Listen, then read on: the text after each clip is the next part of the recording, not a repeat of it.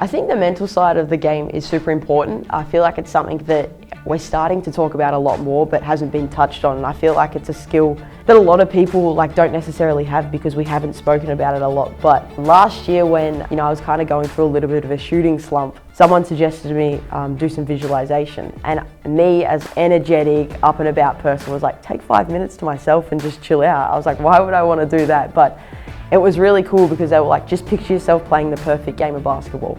So I'm visualizing myself making, a certain type of moves I'm going to make in the game, certain threes, big time shots, cool assists, cool passes, no look passes, anything that I wanted to do on the court I was visualizing. And the next game I went out and had a really good game. I had a career high that night and I was like, oh, this is pretty cool.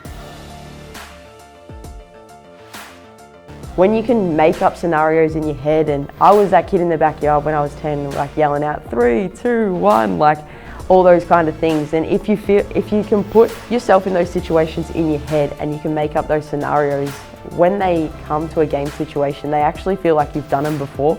So I think that was really huge for me. So that's something I do now before the game, sometime within the 2 hours that I arrive at the game before tip-off, I find a corner, 5 minutes, just visualize myself going through what a perfect game looks like for me, or it might be what my role has to be that day. It might be, I might have an assignment on one of their best players. So visualizing what it's like getting a steal on them, or making sure I get a big block, and all these scenarios and pictures go through my head. So then when it happens in the game, it feels like I've been in that situation before. And I think that's something that's really helped me and something I'll continue to do for a long time.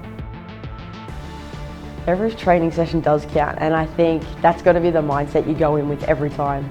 It's super important if you've got a 90-minute session that you give it your all, because as a professional athlete, and the older you get, you might be limited to how much court stuff you can do and stuff. So as a kid, my advice would be just go out there and smash it. If you see the kid that's the best in the age group, go out there and challenge them. I think that's something we fear, maybe getting beaten in a 1v1 drill, or avoiding the best player. But I think that's something that I learned is when you start to challenge the best player, or you look for that challenge all the time and you're trying to challenge yourself, that's when the growth's made. You might get cooked 0 to 5, but then a couple of weeks later you might go 2-5, and then all of a sudden that's you getting better. And if you're challenging the best player too, they're getting better. So I think when you approach everything with the mindset is, I'm going to make someone better today, you're also going to grow as a player too. So that's something that I would say. And then just structure your time. If you've got a 90-minute block, maybe get off TikTok and go shoot some hoops in the backyard.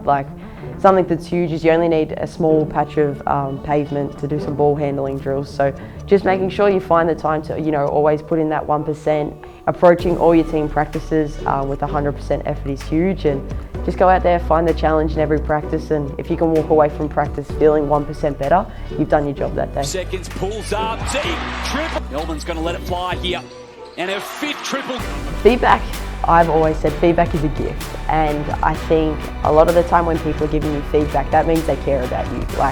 If a coach didn't care about you, they wouldn't even bother giving you some sort of feedback. So I think feedback is a huge thing, and feedback's something that I've always enjoyed, because something that has kind of got me to where I am in my career is I'm always seeking a challenge. So when a coach is telling me, hey, I need you to get a mid-range jump shot, hey, I need you to work on your reads out of a pick and roll, that excites me, because I'm like, that's a new challenge. So I think when I approached it like that, and I was always looking for things to get better at, that's when I started to appreciate feedback. And feedback's something I seek now. I'm like, hey, how can I be better here? How can I do that? And if we get stuck in our ways of not seeking feedback and not looking for something to get better at, then you're going to stay here and you'll see all your competition slowly move up here. So I think it's super important to seek that out. One, so you can stay with the competition, but two, just for yourself. I think it's super important to continue to work on your game, continue to get better, and if that's something you enjoy. So something that's huge, and yeah, I think it's always good to sniff out a challenge, and if a coach is willing to give you feedback, you should take that as a gift and run with it. At the time it was hard to hear, but I think one thing for me is I got told that I had to, get stronger. I was a scrawny 18-year-old kid that could hardly stay on her own 2 feet because I loved to, get creative with layups and stuff, so I was constantly falling on the floor. It was kind of at the time where I'd just been drafted by Seattle and I'd made the decision not to go over to the States immediately, because I just thought, you know, physically, if I'm getting this feedback, I'm probably not ready to go over to the States. So it was like a really cool 12 months of, you know, I got to choose as a 19-year-old kid what I was going to do for NBL 1, what WNBL program I was going to then play in, to then, not for results necessarily, but what was going to help me get in the best shape possible to go ultimately fulfill my dream of playing in the WNBA. So I think going through that learning phase as a 19-year-old was really exciting for me, and I ended up going to Ballarat because they just built a beautiful brand new gym, and I got access to that, was able to lift 4 times a week, and you know, I didn't put on drastic size or anything, but I could feel my body getting stronger, and I was able to start doing moves now where I knew I was capable of, but finish at a much higher rate, get fouled, end up getting and-ones.